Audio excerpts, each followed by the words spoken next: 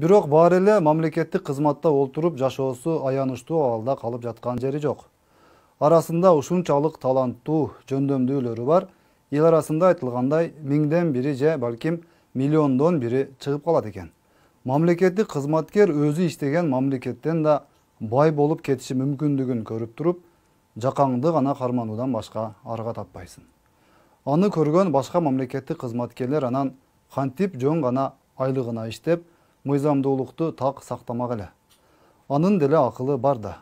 Ал деле мындай байлык топтоо үчүн биринчи кезекте мамлекеттик кызматынан пайдаланып, уурулук кылыш керек экенин так даана түшүнүп турат да.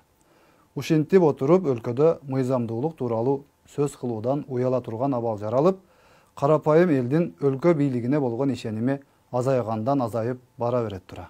Анан кайдагы адилеттүүлүк, кайдагы тең укуктуулук, анан кайдагы ишеним.